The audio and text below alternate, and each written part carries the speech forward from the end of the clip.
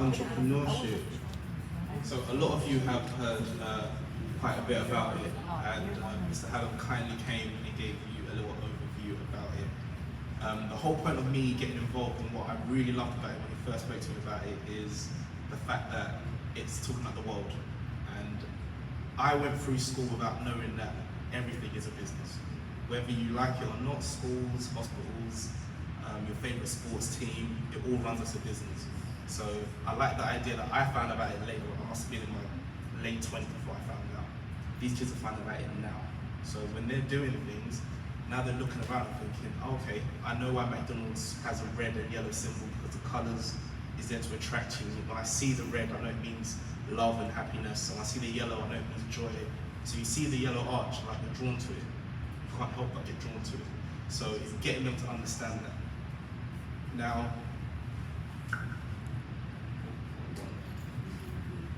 so this is the main aim for me, is looking at these kids as tomorrow's leaders. They're going to be tomorrow's leaders, whether they like it or not. They're going to manage people, they're going to grow up to be CEOs, or eventually want to be teachers. Whatever they want to do, they're going to have to get used to working with people.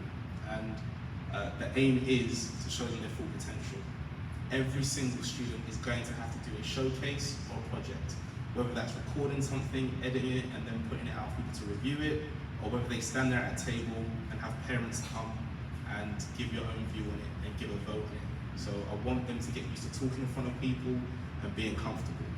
I never liked to grow up as a student, but primary school we were made to do it. We had assemblies and we had to get up and sing songs or talk about something that someone's done really well and you get a certificate. I feel like it happens now, but kids get to hide sometimes. One or two get away with not doing it. So by doing this, it's forcing every kid to have to take that step. I want them to be comfortable with being uncomfortable, if that makes sense. Yeah. So I should have had a clicker, but I don't. So this is some of the content in which I'm covering. I do have roadmaps here which show what your child is going to learn from the start to the end. So after this, I'll hand out the roadmap. Some of you have it already, so you can see it. But this is an example. So year 3, if your child's in year 3, they get the full works. They get to understand from the very beginning about brands and logos, business aims, marketing, and at the end, they create a toy. The toy might not be made out of plastic and move like they want it to, but they get to do a prototype. So they'll make it out of paper mache. I don't know if anyone will use that. So they get to make it out of that, paint it, design it, say what materials they would have used if it was made out of plastic or metal, and then you guys are going to come through and vote on it.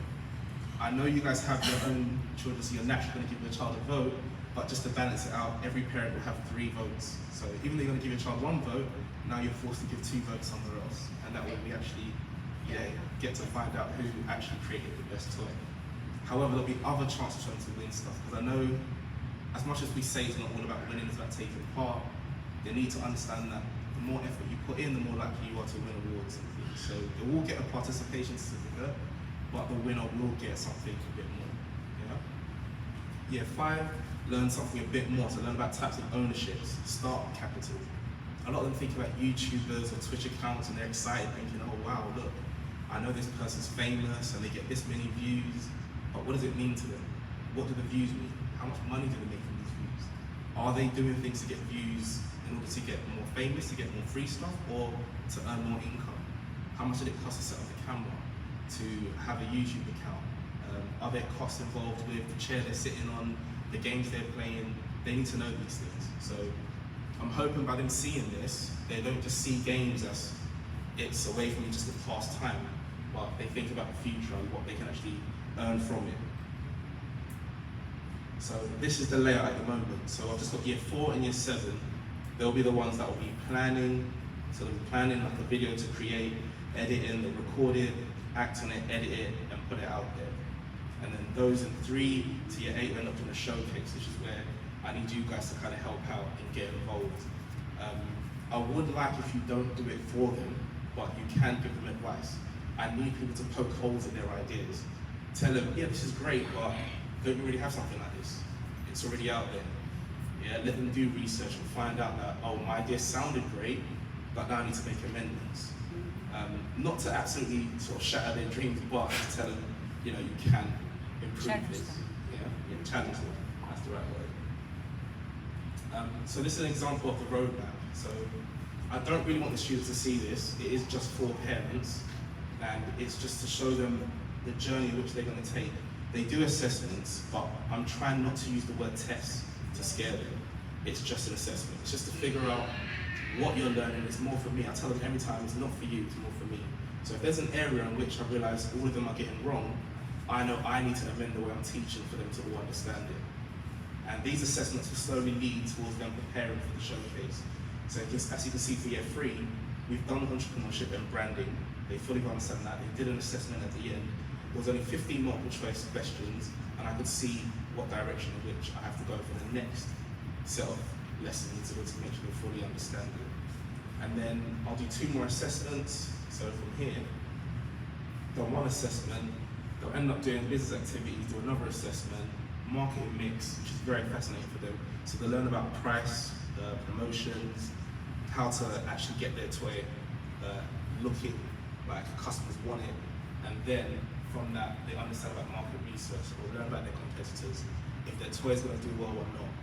And then from there we'll practice a showcase. So before you come in, I'd like them to do a mini showcase where it's just teachers, so they'll be more comfortable with the people they're seeing and get used to it.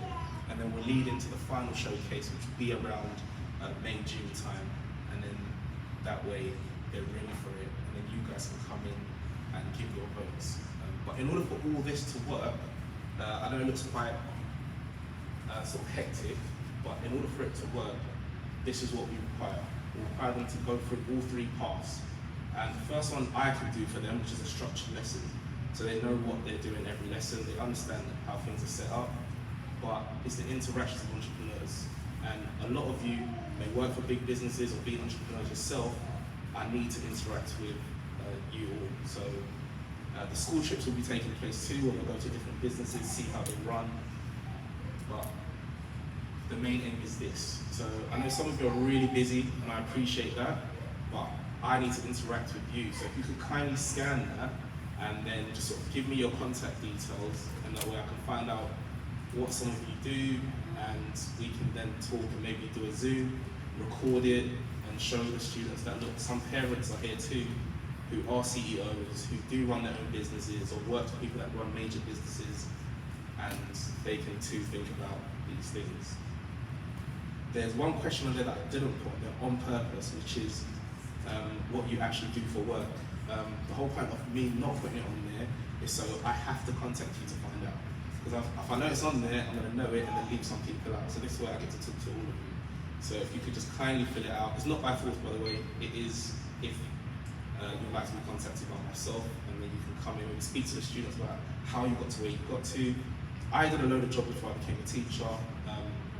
My mum said it was my calling, but I say it was my calling. I would have done 100 jobs before I got here. But yeah, it's just I want the children to know that they can try many things before ending up at their final destination, should we say.